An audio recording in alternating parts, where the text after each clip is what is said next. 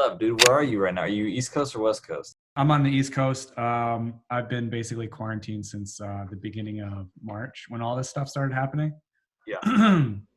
So yeah, man, I'm here and I'm safe and all that, and I feel lucky to be healthy and all that. So I'm here with my friends Dan and Jessica at their place and their two dogs. So Oh, uh, nice. yeah, I've got company, Plenty of and Dan's company. got a boat, so we can get out of the house and go do stuff and still be away from people all at the same time. Yeah, that's great. Yeah, so it's pretty awesome. What about you? How are you? Doing pretty good, dude. I it was really dead, and as you know, it's like everything kind of shut down. Yeah. Spent the last month like cooking a lot, running a lot, playing a lot of Warzone.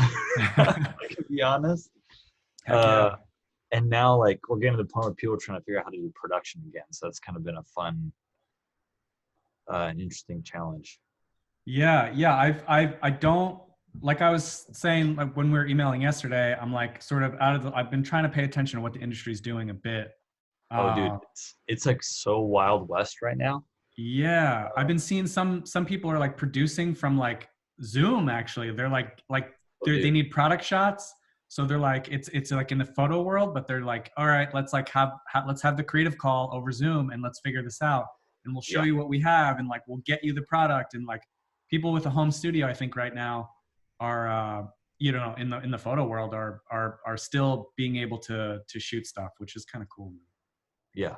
I mean, do you have any of that? Like, is there anything you could be shooting at home? I only ask because I've been asked now by some of our agency friends being like, who do you know in like your circle of people that can like shoot stuff at home? Yeah, I don't. I mean, I had like a nice lighting kit that I sold this fall and stuff. Like I Yeah, could. Like if somebody was like, "Hey, like we really want this thing." And I know it sounds like a really weird thing to say right now, but I actually don't want to do that right now. Like I mean, I've been trying to figure out my own creativity and like, oh, how can I keep doing what I'm doing? um and right now it's like been these kind of classes and these talks that I've been doing, and that's like really, it's cool because it takes up a hold of like my brain, and I'm like, oh, I'm thinking about like what's this, or what can I talk about, or like something I just my genuine curiosity I just yeah. like want to explore, and it's really cool. Like right now we have a bunch of people in the chat. Hey everybody, I see you guys all there. Oh, Megan, you said you can't hear anything. Someone, Can somebody else type in the chat and make sure that Oh, she figured it out. Okay, cool. Um, so like this has kind of been what's really capturing my creativity, and I mean to be forward and upfront, like yeah, I mean all my work is gone, man. Like I have no paying work. My March was going to be pretty busy in photo, all of those things. Like I was in California all of February, and I was excited to come back because I was like, I have work, and like, oh sweet, like I'm booked, man. Like I've never been potentially that busy in March ever in my preach. freelance career. And then it's all gone, dude, all gone. And I feel really fortunate that it's not, dude, it's not, I'm not out on the street. I know like a lot of people are going through some really hard stuff. And I feel like this was the year that I sort of, even though I lost all that work that felt like a sure thing, like this was the year that I was safe enough. And I'm just like, damn, like Yeah, same. I just, it's nuts, man. It's really, I really feel grateful. And, I know a lot of people are falling on hard times, and it's pretty, I've been having conversations with a lot of people who've been in these classes and just my friends in general. Um, and I know it's a mixed bag for everybody, especially in the industry, man. It seems pretty volatile. But kind of to like what you're alluding, I'm like excited. That's why I didn't even, we were emailing yesterday, and I like didn't even ask that many questions. So it's like, wow, I want to find out like, your take on it and what you think. And Yeah, I mean, I but guess yeah, you want. Go well, ahead. hold on. Before, let me just introduce our relationship. So hi again, yeah, to everybody. I'm happy you're here, and this is Kris Rey-Talley, my friend and colleague. Kris and I have worked on a bunch of projects together. Yeah. Yeah, and we're also friends, which is really cool. So without like, speaking for him, I guess, Kris, if you could just like intro maybe a little bit of who you are and what you do, and I guess where you find creativity. Yeah, hey guys. So, Ryan, thanks for the introduction. My name is Chris. I'm a commercial producer, I guess is the best way to describe like what I do. I produce mostly video, but trying to do more and more photo because I enjoy doing photo as well. But I produce commercial content, and that used to be divided between like social stuff and stuff for broadcast. And nowadays, like there's no real lines anymore. Everything's getting blurred. I mean, we're doing a project right now, or trying to. I'll talk about that in a second as much as I can. But where it's like shooting it because they know it's going to go on social. If they like it and they can't produce anything else in the next 2 months, they might upgrade the whole thing and make it a broadcast spot. I don't know. Everything's getting blended together. But in short, I kind of produce commercial content and projects. I produce a lot for Ryan. We kind of met on this, like we met on a set in Boston years Yeah. ago and became buds. And then I've been lucky enough to actually produce for him. We've done a lot of projects together, like as colleagues. And I run a production company called Minimal. It's based out of Chicago. That's where I'm from, and my partners are there. But I live in New York full time, and I'm just back and forth quite a bit. And yeah, I guess it's a little bit about who I am, and then we can kind of dig into the kind of whole creative process from Yeah, production. totally. Yeah, and I mean, I'd like to get into it eventually, but your creative process is really interesting, man. Like when I first moved to New York, you were one of the first people I'd say like in the industry that I was interested in.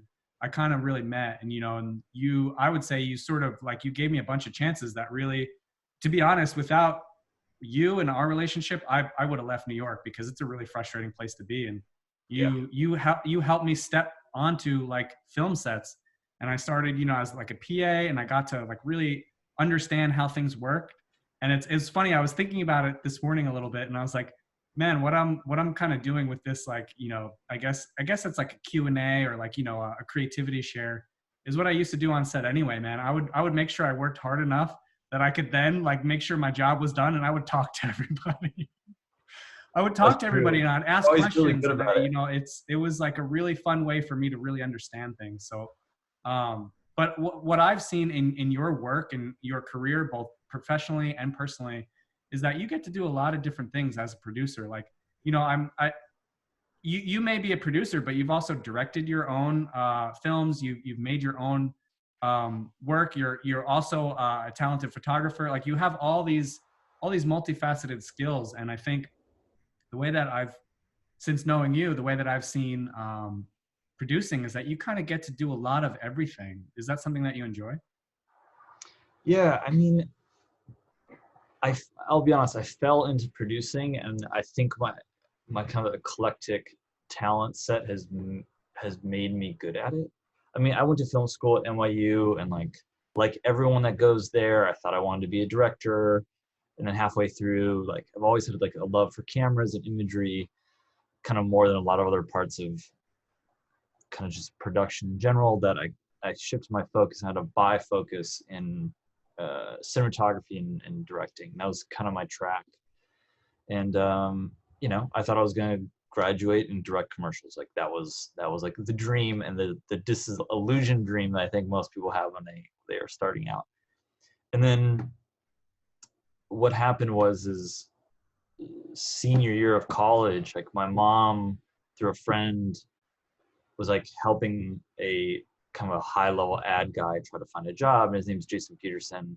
He runs an agency out of Chicago now. And she had never met him, but was helping him kind of try to find a job. And or my mom rather, was like, can you please go meet this guy? I've heard good things about him. Um, I've been speaking to him, but haven't met him. Can you just do a favor for me as my son and like just make face with this guy? So I went there. It's just like I was this weird mix. I mean, maybe this is how everyone is at 21. I was this weird mix of like super fucking cocky, but also like really disillusioned. Like I was really hating film school at the time, and I I did summer school and did more than my usual class load, so I was actually over half a year ahead of everybody. but I didn't want to finish school early because I wanted to like be on parents' payroll. So I was just doing cinematography classes, had finished everything else, and I went to go meet Jason to do a favor for my mom. And that day when we were doing the interview, oh, actually, it wasn't an interview. It was going there to say hi to this guy, to be like, oh, nice to meet you. Your wife and my mom have spoken. That was kind of like the whole intent. And he's like, hey man, I like you. What are you doing right now? And I was like, nothing. I'm just like finishing up film school. He's like, do you want to intern for me? And he kind of like hired me like on the spot. And I started interning there. And I started out, he would hand me a credit card. I'd go to Kim's Video, which doesn't exist anymore. It used to be this really cool, really weird boutique DVD and record store in the East Village. I think it's gone. Dude, that's the best feeling when the boss hands you the credit card too, right? Yeah, dude. So he's like, if I can show you what I want, it's better. And if I can sell a client by showing it in motion, it works almost every time. So he would have me go out, like he'd hand me the script for whatever we're working on. I'd go out, he'd be like, do you know a lot of movies? Like, I do. And I would go out and buy all the Blu-rays that I thought had scenes that pertained to the script. And then I would come back and I'd edit a fake spot that he would then use in his pitches to like get new clients and to sell projects through. Wow, amazing. What an asset, man. That's like such a great way to like, it's work that's already out there. And it's like, hey, this is what we'd like to do for you guys. Yeah. And he's like, look, and he told me why he did that. He's like, look, man, I don't have to spend that much money and I can show them something in motion. He's like, clients, oftentimes it's very hard for them to look at a storyboard or look at the script and really imagine it. Like humans by nature are very visual. So if you can just show them what the spot's going to feel like, obviously from other movie clips, then they understand what they're getting. And he says 9 times out of 10, I'll sell it through. So that was kind of how I got started, was making these fake pitches. And then I got to become friends with everyone at the agency, and I would cut parts of a pitch and then shoot parts of a pitch. Yeah. Anyway, that kind of changed the trajectory of my whole life, that internship, because I realized what advertising was and how much creativity there was kind of in the ad space and how much I could do. And like, I've always been someone who likes to know all the tools. Like it makes me feel compromised if I'm working with someone and I don't have an understanding, at least roughly, on how things work. Oh, cool. So like, interesting. I taught myself how to use DaVinci color correction because I didn't want to be a dummy. I wanted to understand what that process was like, even at the most bare minimum level. And like, I taught myself like Final Cut Pro, and I faked my way onto my first big set as an AC because I like learned how to use the Red by reading the manual. It was right when the Red 1 camera had come out. Dude, that's the only way you get a shot, man. It's the only way. It's like, you just have to like, I could probably do this. I mean, we're at like our base level, like, let's just say we're all human beings. Like, I think people are inherently talented. I have friends. I have like my one friend, Parno. He's like, he's an architect. He's a good skater. He can draw. Like he can play the guitar. He's a great musician. Like, but like that type of stuff doesn't like just strike you. It's not like you're hit with like a lightning bolt. You know what I mean? Like, you have to work at it. And it sounds like that internship really gave you a bunch of skills that I know personally that you like are very strong, or like very like parts of like your repertoire now, like, talking about like building a spot, or let's say like building a deck, or like having visuals to show to a client. That's like that's a huge part of what you do now. Like, because when me and you work together, I always like, I try and build the skeleton of it, but like part of the excitement, I was like, I can't wait to show this to Kris, because I know he's gonna be critical, and you're gonna show me like, hey, let's try and look at this, or like, what about this? And like, that's the place where the ideas start happening before even production, before even you get the job, even, like that visual thing is like sort of like the groundwork to what's going to go into all of our minds, and like, is the easiest way to just share something visually. So I really identify with what your mentor says, and the way that he liked to do things. And because I that's like the kind of the way that we do things now too. So that internship seemed to really impacted you big time. Yeah. I mean, like I said, that just kind of changed the trajectory of my life. And when I left that internship, I started a production company. It was supposed to be myself and two buddies, and they weren't interested, but I was really interested. And at the time, dude, it was like we take whatever work we could get, and that's how I fell into producing. So I never intended to be a producer. I just wanted to shoot and direct and maybe cut. And what would happen is we get these like $1,000 budget music videos. There's always rap videos, and we'd be so fucking stoked about it. Hell yeah. And by default, I had to produce them because I couldn't pay anyone to do so. It's like, that's kind of how it started. It was like, oh, I need to figure this out now. I need to like figure out how to like get gear and locations, whatever I needed. And my ideas were always way, way too ambitious for what I could afford. But it allowed me to like figure out how to do things and either cheat the system to get what I wanted when I couldn't pay for it, or if not, I would try something and fail, or I had to teach myself a new skill. But kind of through that, I realized like, oh, producing is kind of cool, and like I can really be involved in all assets of production without being the director. Because very quickly, also through that process, I realized I hated the stress of directing. Directing's amazing, like don't get me wrong, but I have so many friends of mine that are better at it and like way more visionary and like want that stress and kind of feed off that stress, because it's very particular. It's like, for sure, all eyes are on you. If the thing fucks up, it's your fault. If it's brilliant, it's also your fault. And I realized like I really like being in the middle of the process. I really like figuring out the problems of a production, but I don't actually need all eyes on me, and I don't like that attention. So like, I realized like I actually don't like directing at all, like if I can help it, but I like love producing.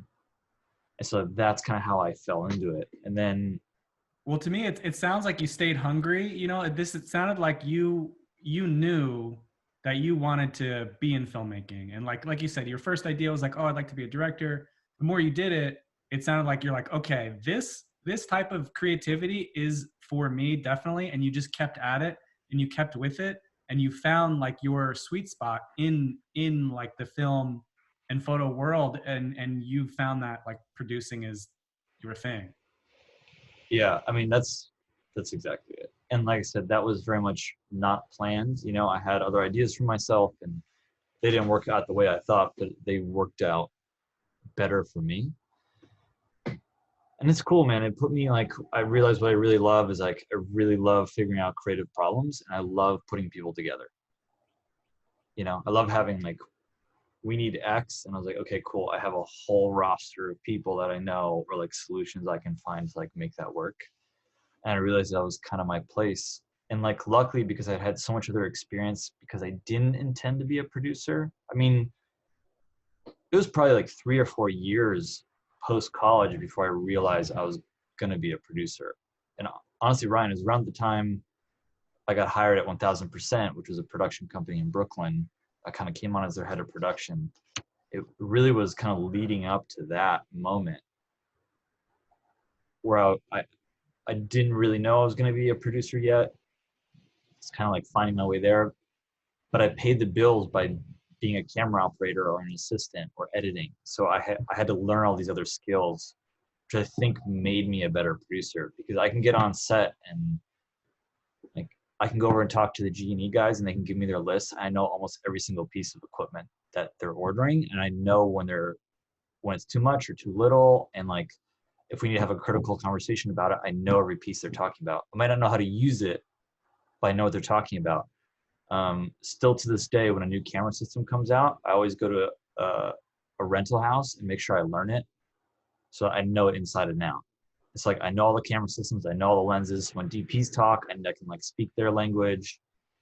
Yeah, man, for sure. I mean, also being on like a film set, man, like everybody is speaking their own language, and like, you know, it's like every department's got its own dude, every language. department, they've got their own lingo, and like, yeah, sometimes when I'm doing pickups, you know, and like, you know, like if we don't have like the budget to send somebody, whatever, you know, we're doing something small, and like I'll like go pick up G&E stuff, and I'm like looking at the list, and I'm like, and I don't have any shame. I'll ask the people at like handheld. I'm like, hey, can you show me what this is? And they're like, you know, like, but they will, you know, so like it's so important to know what's there equipment wise, to know what's there people wise, and to even be able to give direction, you know, even though like that might not, you know, necessarily be exactly what a producer does, but like to be able to communicate is probably more like the heart of it there. And as a producer, man, that's like such an important skill set to have, just to be able to talk to everybody and understand everything that's going on.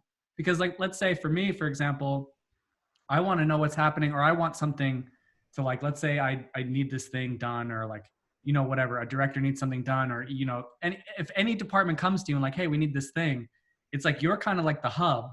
And then like Yeah, you the will, central point for sure. yeah, whether Yeah. that's talking to the client, or it's talking to another group of people on set, or it's talking to the crew or whatever, it's like you're definitely central in the communication hub for sure.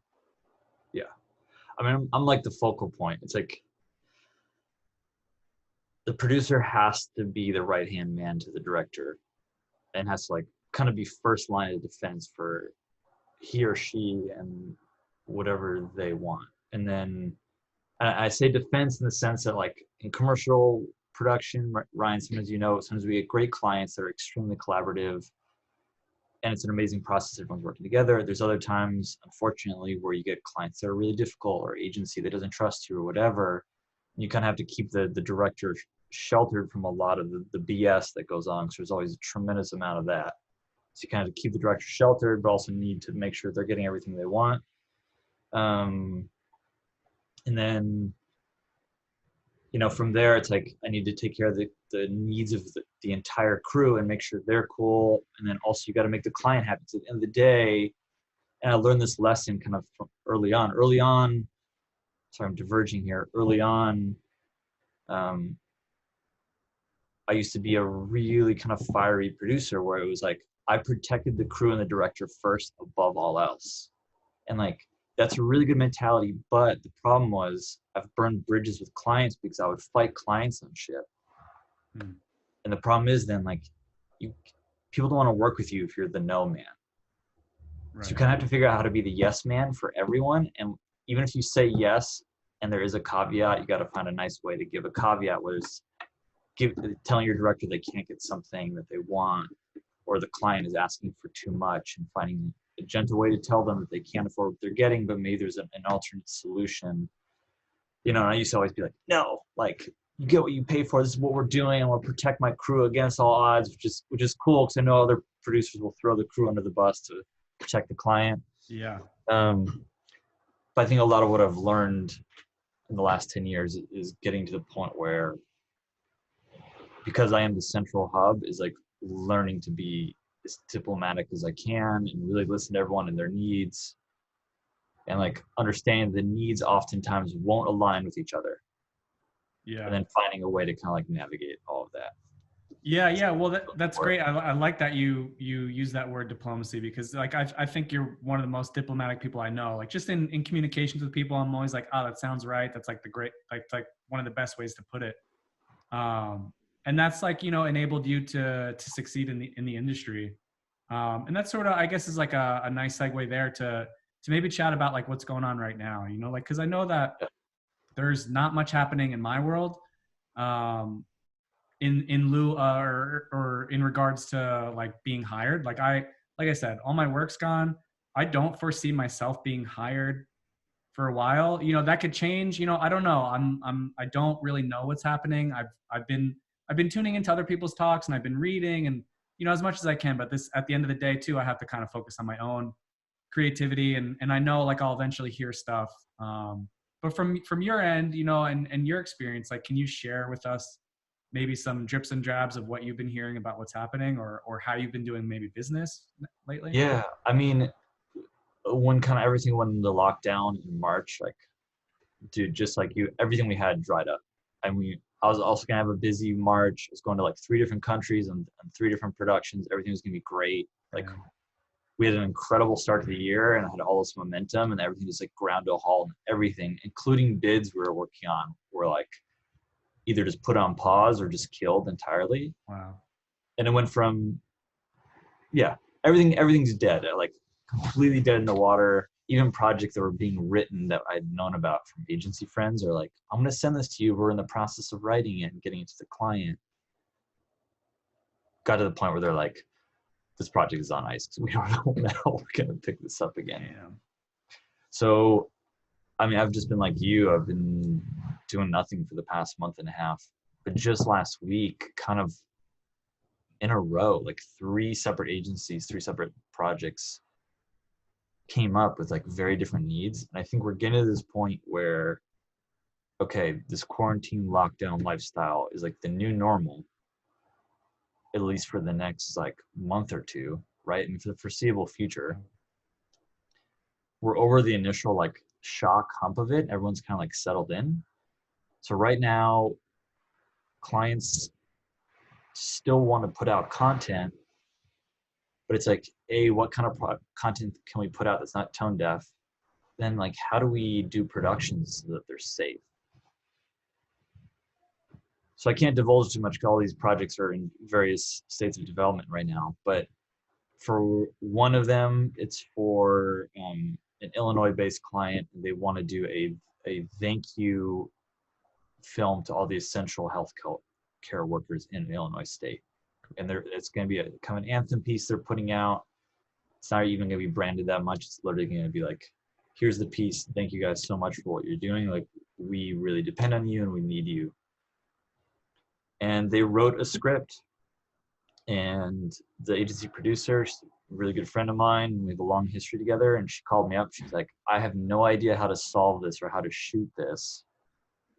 What do you think? Like, we need a director, DP, editor. We need a one-man everything. Wow. Yeah. Oh, wow. And also, how are we going to cast this? Because it's about a family being kind of torn apart because of basically, it's like one of the parents is a healthcare worker and is kind of torn apart from the rest of the family. It's them kind of dealing with it emotionally. And that's kind of all I can say without getting into specifics. But Yeah. ended up like through my network, I remembered this guy who came recommended. He lives in Chicago. He came recommended through like a colorist friend of mine. And I follow him on Instagram. We've never spoken. We've never worked together. And like just the day before, he had posted a photo of his son on his Instagram. So I knew he had a young family, and I knew he was a director DP. So I was like, oh, let's reach out to this guy. Wow.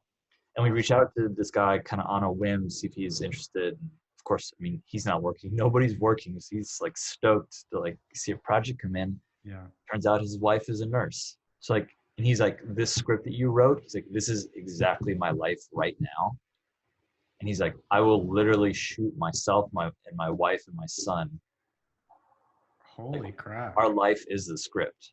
Dude, so the internet is connecting everybody right now. And it's like a way of, if we're sharing, you know, like it just to bring it into like the film and photo world, like I guess that's reaffirmation. I'm thinking right now, it's reaffirmation we should all be sharing too, because it's like, you're like, okay, like who do I know? Like, and like, you don't even know the guy personally, but like you were reminded from Instagram, like, oh wait. And then it like worked out perfectly. Yeah. Cause I knew he was a director DP. I knew that because a buddy of mine had said he was really great. I've known about his work through Instagram, but again, nothing had ever come up that made sense. And then when this came up and the agency producer was like, we really need a person who can do everything and like shoot it from their house. It's like, oh fuck, like that's so, and we got to cast this thing. Like there's so many things to ask for. And she's like, I know, I have no solutions. And then I reached out to him, and he is the story. He is the solution. Wow. So we're producing this thing completely remotely. So he made a little gear list. We're gonna like pick it up from a rental house. We're not even gonna do a checkout. It's gonna be a combo of our Alexa kit plus some other shit we're renting. We're gonna deliver it to him. Wow. He's not going to touch the delivery person. We're going to like drop it on his doorstep and leave. He's like, I'm going to need a week to shoot it because I have to shoot it in parts because he has to also be in it. So he has to like frame his shots. Whoa, what a cool project, man. His son's like 4. So he's like, you know, he's a young kid. He's stir crazy because he's inside. So he's like, getting my son to act is going to be kind of tough. So he's like, if you can give me a week, I'll shoot it over the course of a week and be cutting it as I'm shooting it. And then if something's bad and doesn't work, I'll just redo it. Wow, that's Like amazing. What that's a how really cool, interesting way. Do you think this is going to change the industry going forward? Is this going to change the way that things are done? wonder it's gonna. I think in some cases, yes. I think in some cases, no. Like I'll get into like the next project here in a second, which is would benefit greatly from a kind of a more normal production route.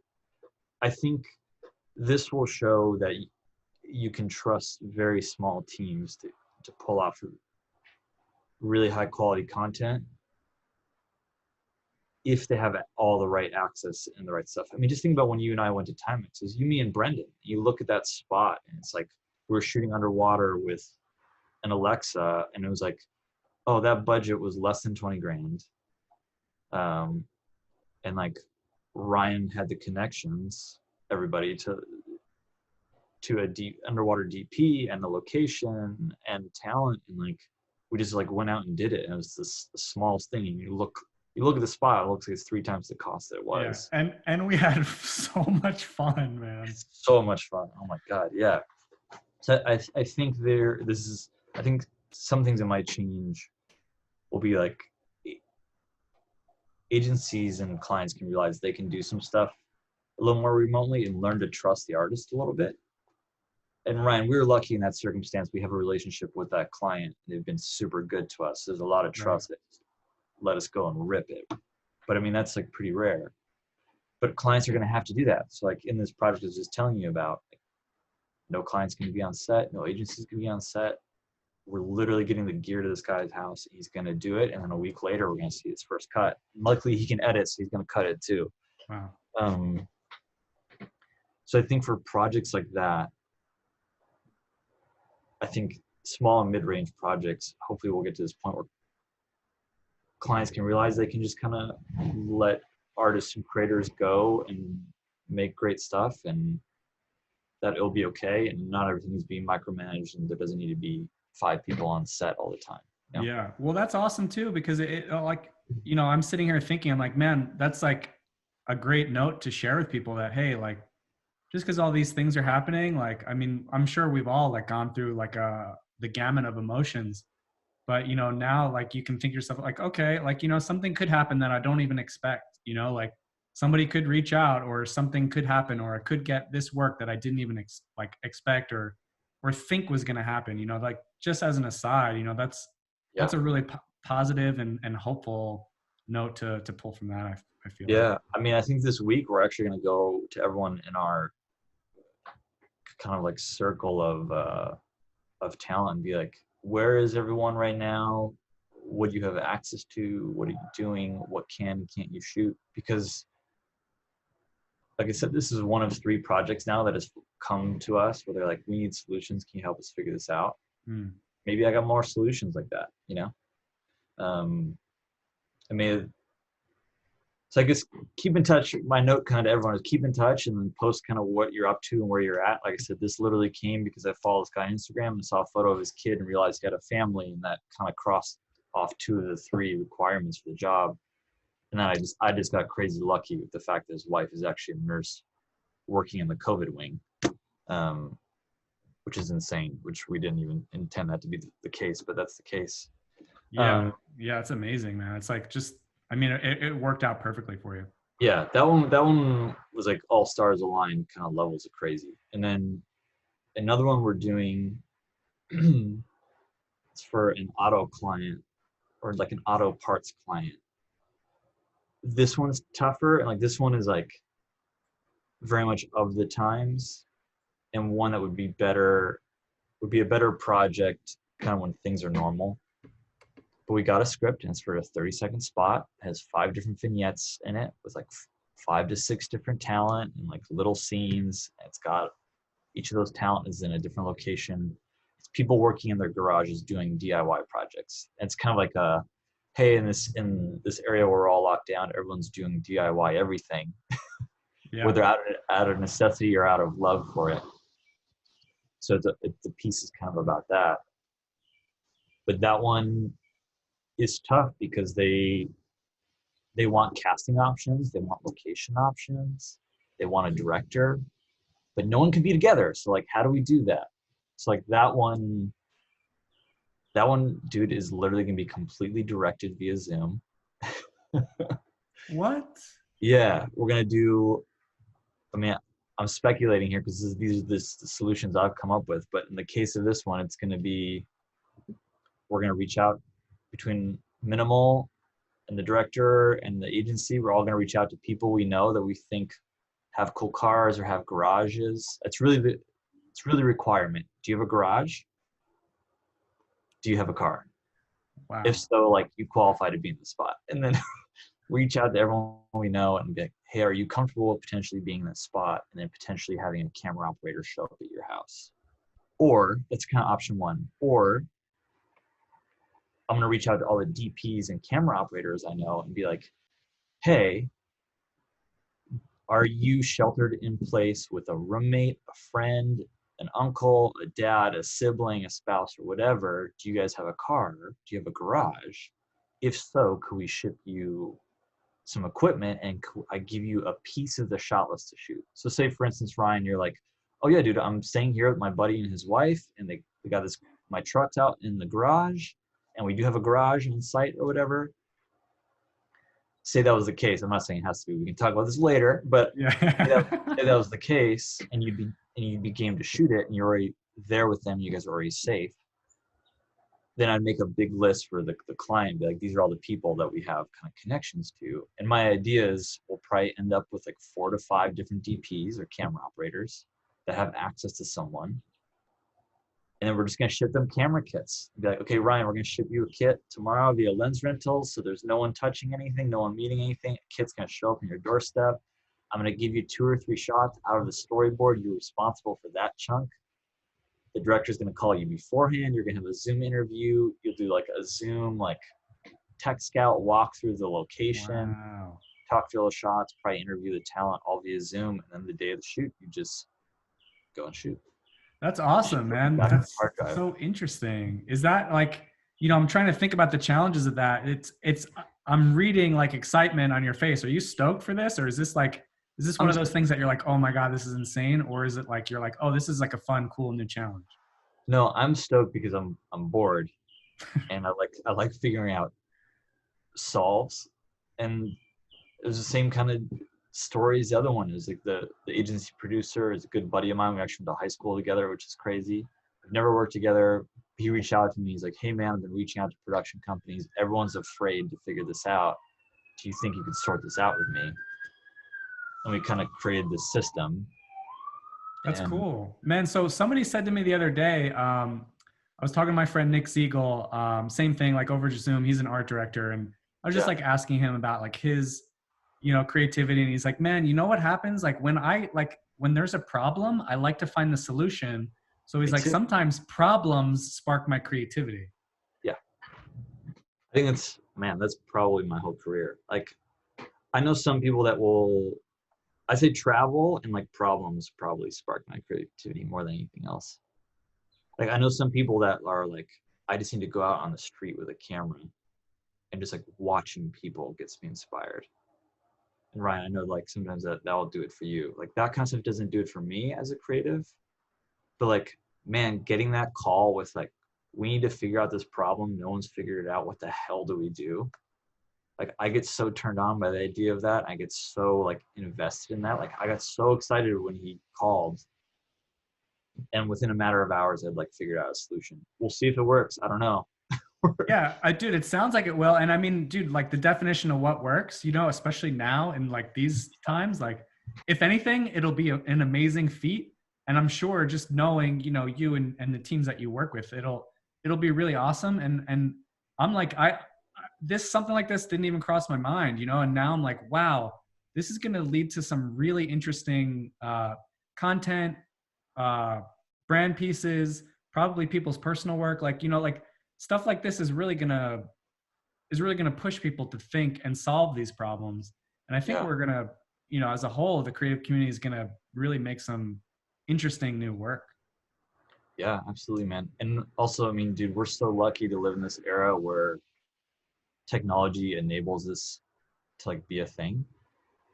I mean, just the fact that we have like we can do video calls, and now these Zoom meetings, it's like, oh, dude, I could completely prep a whole job with you, Ryan, and we could never see each other Wow. beyond like these Zoom calls, you know, and like that's cool. And cameras, thank God, are good enough that like all these jobs I've mentioned, no genie, and that's like part of our thing. Is like we can't have people on set, we can't have one person dealing with the camera and also directing, and also trying to be safe and deal with lights. It's just too much shit. So like, okay, clients, you're gonna get spots with natural light. They might take a little longer to shoot because you can only shoot a couple hours a day or whatever. But luckily we have gear nowadays. We can still get gear. We can still get cameras. Places like Lens Rentals, I called them this morning. They're fully operational. Wow. So like, luckily the technology exists that I could send you something, Ryan. You could go shoot it natural light. You can still make it look incredible. Dude, Color Collective, who we work with, Color Shop, everybody that Ryan and I are good buddies with, correct a lot of our work. They are now doing completely remote sessions. I did a session with them 2 weeks ago. Awesome. For finishing a job, and they have a stream box. Alex took his whole DaVinci setup to his house upstate. He plugged it into his stream box. You download a free app on your iPad or iPhone. He sets up a Zoom call so you can listen to him and you watch him work in real time. Wow. Like over the That's internet. amazing. It's like we have the tools to do a lot of this. I mean, would some of it be better on set? Like, yeah, absolutely. Like this auto job is really tough because like we're probably gonna have 3 to 5 different DPs in different areas, not being supervised, shooting something with real people's talent, not actor talent. So there's a lot of variables there of things that could go wrong that we can't control, but could also be fucking great. Yeah, man. It could be a mixed bag. I'm sure it's going to come back and there's going to be 3 that are great and 1 that kind of sucks. And then, you know, 1 is kind of middle of the road and whatever. And that's just kind of what we get with our climate right now and not being able to be on set and hash those things out in person. But we have the tech now to solve these problems and keep working, which is pretty cool. Yeah, man. And dude, I'm from my like point of view and thinking, I'm like, man, it's the style of what people are going to make, produce, shoot, like the style of what we're going to see is going to change. Even let's say everything quote goes back to normal after all of this, like right now during quarantine, lockdown, whatever you want to call it, like the style of the things that we're going to see is going to change. And I'm personally excited to look for it. You know, being a really visual person, I know it's weird, but like when I'm watching TV, you know, like real TV, not streaming stuff, like, you know, if you're out or something, like you see like the commercials come on and I'm like, I like, I watch the commercials more than I do the game or whatever is on, you know? So like, I love paying attention to stuff. Like to be honest, like just before this call, I have like a bookmarks in my Google Chrome or whatever it is, my browser. I have bookmarks up that I call the folder ads I like, and I just save ads I like. Like I just, dude, you know, so I'm really excited to see what everything's going to look like now. It's going to be really different. And I think it's going to be beautiful, man. I think it's going to be awesome. I think it's going to be a really interesting mixed bag because you're going to be, for the next 2 months, which is how long I think, I mean, who the fuck knows, but that's probably how long it's going to be before we're like, it's maybe even safe to talk about being on set again. So it's going to be people making stuff from home or with these kind of crazy solutions we figure out. And some are going to be really great. Like I think this Illinois one I was talking about, I think could be amazing because this guy is shooting his life. He's an amazing DP. And it's just this morning, like, can you give me anamorphics? Yes. Oh, that's awesome. I think it's gonna be really raw and like real and amazing. And I think we're gonna get stuff that's gonna look like trash because people had to shoot it at home. And you know, we're gonna get such an interesting mixed bag. I think stuff that's gonna be really good will be really raw and really authentic. Hell yeah, man! I love that. It's exciting, man. I'm stoked to not only see what you're working on, but what everybody else is gonna crank out there. And like you said, it's like so important to really make sure these things are real and like not tone deaf, you know? And I think that is, for me, that's what's going to elevate the things that I'm seeing. That's what's going to elevate any artists or brands or like, you know, anybody creating and making something and putting it out there to the world, whether that's to sell something or to just share or to just create. I think everything that's happening right now, if you look at it in the best light, it's gonna really push us all to make more poignant, more meaningful work. Yeah, absolutely. So everybody's still hanging in here. I just want to make sure that you guys know it's totally cool to ask any questions. You've got the chat there. You can type it in. We've got a little bit more time here with Kris. So if you have any questions for him, I'm sure he'd be happy to answer them, or, anything photo, film related, whatever. Kris is a wealth of knowledge. So I just want to put that out there and make sure you guys know that that's the case there. But yeah, man, in the meantime, I mean, I think that what you got going on is really awesome. And just for me personally, it's like, it makes me hopeful. I think that the fact that work is still happening and things are going and not grinding to a halt is really encouraging. And what I think is a really awesome message. I know for me personally, I'm like, oh, wow. So like, there's still people out there keeping creatives in mind, like, oh, could this person be right for this? Or like, let me reach out and talk to this person. I think that will give a lot of people an understanding of like, hey, don't despair. This thing is not going to keep us down. It's if anything, it's going to push us in new directions.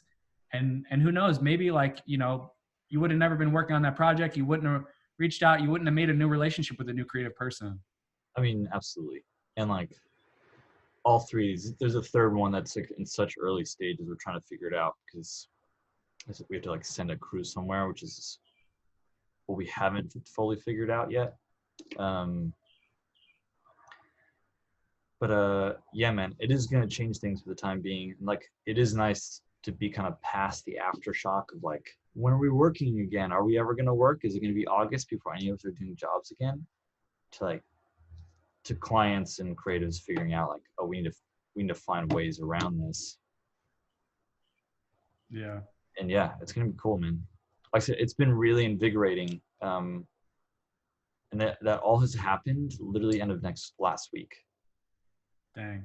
So I don't know if it's just everyone kind of getting to the point where we're kind of past the shock of the quarantine pandemic moment and realizing like, well, we can't do nothing. Clients can't do nothing. Clients, at the end of the day, clients still need to sell stuff to keep their doors open, even if it's all digital. So they need to figure out how to create content,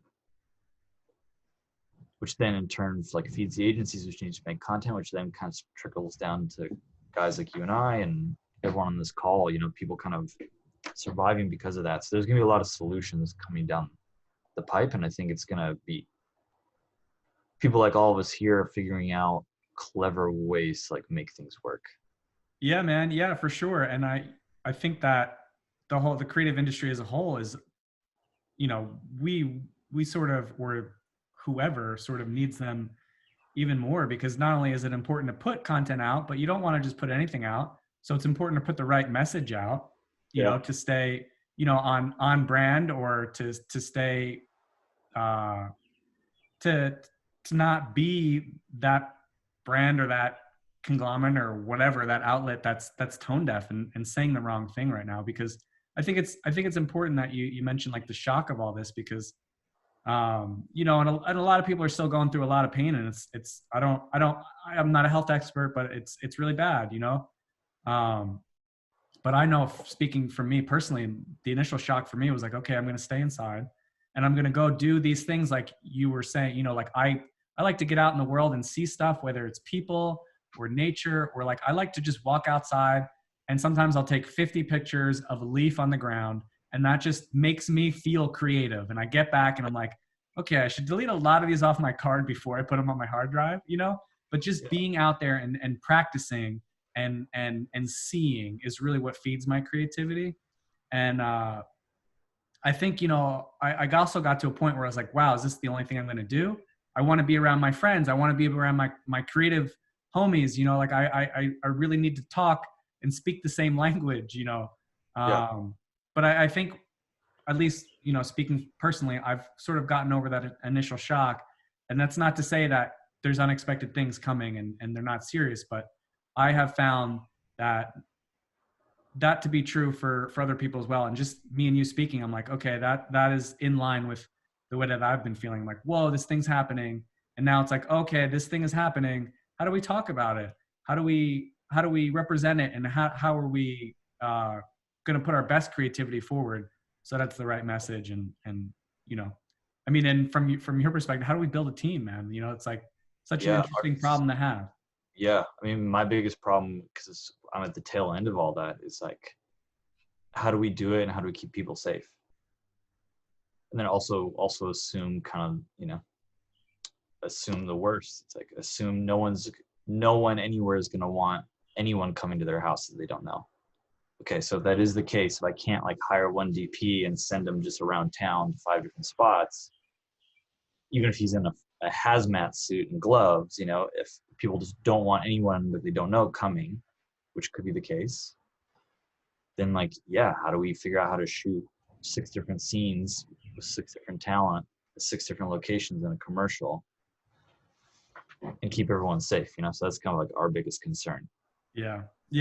My main takeaway, like, it's coming top of mind right now, is that I think it's amazing that you see a problem and you see it as a challenge and not a roadblock, and that you want to tackle it head on. And I know you're going to come up with something wildly creative with everybody. So yeah, thanks, dude. Yeah. And that's kind of like producing at its core. You're everyone's problem solver and therapist. Absolutely, man. I think I've even like texted you sometimes and like, hey, I know you're not my therapist, ... Oh, dude, it happens in the process. Yeah, I don't know. That's kind of the producer I guess I like to be. There's different types. There's definitely, like, I know producers that treat every job just like it's business. It's like, who's doing what does everything cost? Cool, we're going to be on time, under budget. Everyone will walk away happy and cool. And that's great. There's nothing wrong with that. I'm not speaking down to any of that. I know plenty of friends like that. And then I've just never been great at that. It's like, I have to be emotionally involved with everyone I work with. Just, I think, kind of who I am as a person. Yeah. So I'm very much like, if I want to produce for you and you're my director, like, I want to get in the fucking trenches with you, dude. Like, what do you want? Let's figure it out. Let's do it. I'm gonna be jumping in there with you. And I'm not always like the best at like negotiating the best deals or getting the best prices for things, or like running things super efficiently from an accounting perspective. That's never been kind of my forte as a producer. But I have exceptional production managers that it is their job to do that. So on bigger jobs, like, that gets handled, and I just have to worry about my creatives, whether it's the agency or the director or both, and like making sure everyone's happy and getting what they want, and like helping them problem solve it creatively. You care about the people and the work, and that's the most important thing when you're talking about art in general, is the people and the work, and people are attached to their work and their emotions, and it all goes together. And man, that's the perfect storm for producing, in my opinion, so. Yeah, for sure, dude. Yeah. Cool. Well, thanks so much for being here, man. I really appreciate it. I'm really grateful for not only our friendship, but also you being here to let us pick your brain. And man, I feel so lucky to be here, man. I'm like honored to be on the Ryan Struck show, dude. It's also really nice to see your face. I haven't seen you in a minute. I know, man. And it's like, who knows when we'll hang again, it's like it's a weird feeling, but it's the fact that, you're connected to these people on the internet, is like a thing. And then, when you get to like hang out with your friend virtually, like at first, I'll be honest, I'm like, oh, like everybody wants a FaceTime. And sometimes you see a FaceTime coming in, you're like, oh, yeah, you're like, oh. That's usually my reaction. I'm like, oh, same right now. Same. And, but like this has been such a great way for me personally to connect with my friends and creatives. And it's been an awesome way to share, and I know there's a lot of value here, and, it's also nice to see your face, man, Yeah, dude. Cool. Well, thank you for setting this up, man. I appreciate it. For sure. Yeah. And it'll go to YouTube, and I'll make sure I get some links on there. And we didn't get to chat much about it. Like, I loved our conversation, but I wanted to keep it in my back pocket about the Montana. And we can talk about it. I don't have anywhere to be for the next 15 minutes. So okay, cool. Yeah. Really for the rest of the day. I'm not going for a sec. Okay, awesome. Because I'm definitely going to drop that into the link in the description below. That's something that I tell a lot of people about. and I share a lot of things. And, you know, I like to share my friends' work with people. And it's one of those things that I'm like, man, you got to see this film. Oh, thanks, man. Yeah, I really loved it. And it's cool because it sort of ties back to what we first started the conversation with, is that, you know, you've done so many things in film, and you know, you started thinking like, oh, I want to be a director. And dude, just like you said, man, there's a lot of stress associated with that. It's really tough. And I've been in that seat and I've been like, holy shit, am I going to be all right with this? You know, like, Well, yeah. So that project though is you were the director of that project. So could you give us maybe a brief bit about it, and how that role is maybe different than kind of your typical? Yeah, so just because I know everyone on here has probably not seen this film or knows what Ryan is referencing, but I put out a 10-minute documentary about horse ranchers in Montana, that I very graciously got into the hands of National Geographic, and they liked it, and they started a short film documentary showcase, and that was one of the first projects they launched. And it's done really, really well for me, but it kind of came out of, man, can you hear that storm out there, Ryan? Or is it No, sound I can't. It's raging out here too. Like I'm okay? I'm It's against the probably window and I'm out. seeing a tree like go. Ooh. It's crazy. I can't hear it on your end, so maybe our mics are like canceling each other out. Perfect. But yeah, it came out of actually like disillusionment. I had done. It kind of started kind of like, when did I start that project? I think it was in 2014. So I was like 5 years out of college, and I kind of was nowhere close to where I am right now as far as my career. I was doing a lot of kind of like mid-level stuff, and I got to this point where I was really burnt out doing projects for other people and making other people happy. And it's like, oh, my whole job is solving people's problems and being the shoulder to cry on. And at the end of the day, like, I don't get to really make any of the decisions. And I'm kind of tired of making stuff where I feel like I can make it better and no one wants to listen. So I got to that point, and there's this ranch in Montana that I used to go to as a kid. My dad used to use it as locations years ago. And during the summer, you can go and stay and rent a cabin and ride horses. It's that kind of place. And Cameron Kelsey, who now owns the ranch, he's like 2 years younger than me. He's like 30. We kind of knew each other as kids. I reached out to him on a whim, and I was like, hey man, can I just come out there with a couple people? I just want to shoot some horses in some mountains. And like, he's like, yeah, dude, whatever. Like, come out right after we close. It'll be like early fall, but no one will be around. I'll give you a cabin for free. So I like went out, was there only for 4 days, just shooting horses in mountains. And I like flew my crew out as myself, a sound guy, and a DP. And I was gonna do it just for catharsis. I didn't even know if I was gonna cut anything. It was literally like, I just need to do something for me. Yeah. It was like physiotherapy work. And then like realize how insane everything looked and how beautiful it was. And then Cameron and I became really good friends. We hadn't seen each other in over a decade, you know, so we didn't really know each other. I was lucky that he was cool with us just like showing up. And we ended up becoming buddies through that week. And he's like, hey man, if you come back next summer, there's this family tradition we've been doing for 75 years where we run our herd of horses from the summer pasture, which is much lower elevation near Bozeman. And we run them the 30 miles back up to the ranch.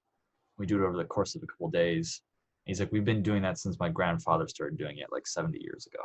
I was like, oh my God, that sounds insane. Like, yeah, I'd love to come. So yeah, come back. Like, we'll plan it. We'll like do a shoot. I was like, okay, well now there's a story. There's a little film there. I'm going to come back. So I came back the next summer, stayed for a month, and like lived with them. Just like shot. And I'll be honest, everyone here, I had no game plan. I never wrote a treatment. I had no shot list. I had no idea what the hell I was going to do, didn't know what the story was going to be. I was literally like there with some of my homies and some like nice cameras, and that's it. And it was the same kind of deal. Like, I saved it for the whole year. I paid for everyone's travel out there. Cameron put us all up for free. He like gave us all like meals for free. We like ate with the cowboy crew. Really nice. Super helpful for personal work too. Oh, dude, like insane. I mean, you know, it's like that stuff adds up so quick. And here's the thing, if you have a cool project and you have friends that you're on good terms with, people will show up to work for you. I think this is a good point. I think people get afraid or disillusioned about trying to do a personal project. So like, how am I going to get crew or people to work for me? And here's the thing, like, it doesn't hurt to ask. And in my experience, more often than not, if you've been good to them, like they'll be good to you in return, especially if it's something like you care about. It'll oftentimes be pretty cool, and people want to work on cool shit. At the end of the day, like, yes, everyone wants to get paid, but what do film people and photo people really care about more often than not? Making cool shit. And we don't often get times to make cool shit. It's so true. Very, really fair point, man. Like some of the coolest stuff I've worked on for just free. You know, I've donated my time, and you get Yeah. to learn something or participate in something or see something or experience something. And I Yeah. think it's really true. And that's what it was. It was like, I got to experience this thing that I had no idea existed. I had like most unlimited access. And I flew out like 8 people, like blew all my savings, flew out 8 people, like borrowed 2 red cameras from some buddies of mine that they gave it to me for free. And everyone was like so stoked. Like, oh my God, I get to go to Montana for like a week or 2 and like shoot like a roundup. Like, hell yeah, dude. Yeah. Everyone donated their time, which is insane. Anyway, so I shot that year, it was 2015, shot for a month, then came back in 2016, shot for a couple weeks, and then went back in 2018 and shot like a tiny bit more, shot the roundup again. This technology had gotten better and the gimbals existed. I found better ways to shoot it, ways I couldn't do it previously.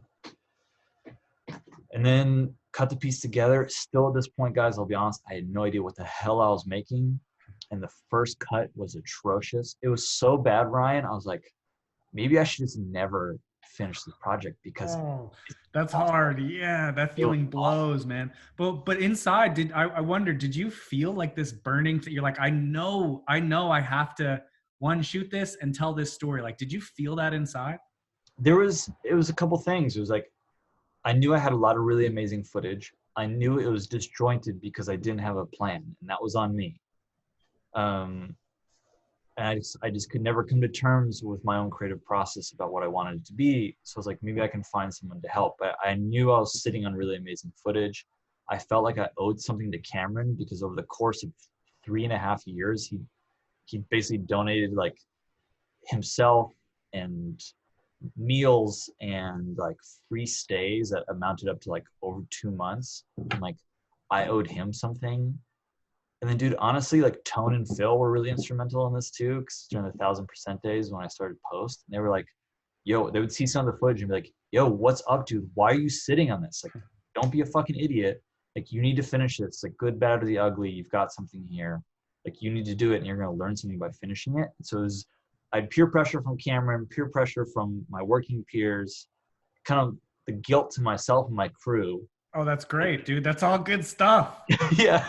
So like, I have to do something with this, even if it's going to be bad. I need to put it out so people can like know I followed through on it. And honestly, man, it was Alex Camilleri. It was like, everyone, he's a really good friend of mine. He's an editor. He's a doc editor. He's really tremendous. And he's like, dude, I have taken dumb people and made them sound like geniuses. He's like, that's the magic of editing. And he's like, let me take a stab at it. And I was like, look, man, I have no idea what the story is. I only have one good Cameron interview. I interviewed him 3 times, but he's really camera shy. Like, he doesn't mind being shot while he's working and doing stuff. And he looks incredible on camera. Dude, he's awful, like face-to-face talking. He's great when you're hanging out with them and like drinking beers, but the moment you turn a camera on, he gets all self-conscious. For sure. He sounds worse and doesn't know how to articulate his thoughts. And Alex is like, let me take a stab at it. And actually, Ryan, I don't think I ever told you this. I didn't hand him all the footage. I handed him 2 interviews in my existing rough cut. And I was like, can you find out the story? I can cut the rest of it because I know where all the good shots are. I had 22 hours of footage at this point, so I didn't want to put him through that because I was paying him like $1,000 to like help me out as a friend. And he's like, let me have a stab at it. And I was really honest with him because he asks a lot of questions. He's extremely scholarly and like really wants to dig into the meat of storytelling. I had no answers for him. And I was like, I just need your help. And he went away and he came back a week later with what is the movie? I changed nothing about his cut beyond the visuals, like the story beats and like the sound edit he did. I didn't change. He came back and I started crying when I saw it because it was so right and so good, and he had cracked it in a way like I never thought could be done. And then I didn't have him finish the project. I actually offered to pay him more to finish it. He's like, this is why I love him. He's like, no, you need to, as the filmmaker, you need to finish this film. I've done what I can, and I'm gonna ruin this for you if you don't finish it yourself. Wow. So I took it back, and like I said, I didn't change his story edit because he really cracked the nut that I couldn't crack, and I just went back and I did the visual cuts. So I replaced probably 3/4 of what he did. So I gave it like the visual look it has now. Alex gave it like the pacing and the tone it has. And then I changed some of the music, but that's pretty much it. Dude, what a lesson in like letting go too, huh? You know, like you're the director of this. Like you guide the story, like you're in charge of this. And then it's like, all right, like I think I need to let this go and I need to have somebody touch this with their own vision for a second, their own, it's to allow somebody to extrapolate the story out of a story you've already documented, shot, filmed, recorded. Like, that is the ultimate, like in letting go. Like that's what I'm hearing right now. Yeah, and so, I mean, that's part of the beauty of filmmaking is like it's so collaborative and it takes so many people to like make something good. And I mean, it's also crazy because you can have one person be super influential or not influential. Like you can make a great thing with two people, like Ryan and I have talked about. But I look at these big movies and I'm like, man, these big movies that are really, really good. A lot of big movies are trash, but a lot of like big movies that are really, really good. I'm like, there's 1,000 people on the set of that film, and they made it all work, and it's insane. And like the level of dedication and craftsmanship. Like I rewatched Mad Max Fury Road, and it's an immaculate film. And I know for a fact they said it. There's like 400 to 1,000 people on set on any given day when they shot that movie. Whoa. And it's like immaculate, and it's an incredible film. But like the amount of manpower that took and collaboration that took. It's not just George Miller. It's his editor and his DP and like the costume department, the art department, and like all those stuntmen to make that thing look real. And I don't know, I guess that's, I think, why I couldn't ever do anything else is I love the creativity of filmmaking and just like the collaboration. And it's amazing knowing that like, hey, if I don't have the solution, if I have the right people around me, someone can figure it out or think about something that I might never think about. And like, that's what's so amazing. That's a great example of it. It's like, I had an idea what I thought it was going to be. I'd made my cut. It was trash, but I had shot the thing. I mean, I was one of the DPs on it. So like I shot the thing. I knew there was great fucking footage there. I knew aesthetically it was everything I wanted it to be. I knew what I wanted the feeling to be. I had like music tracks I had pulled before I cut. Like I knew the tone and the vibe of it and the aesthetics of it. And just the story could never make sense in my head. And here comes Alex, like out of nowhere, not knowing anything, with me giving him no answers beyond like the tone and the feel I wanted. And he did it. And it was just, he saw something I didn't see that was literally right in front of me. And that's kind of like the beauty of like creative collaboration. Yeah, man, that's amazing. Like you can't like just do it all on your own.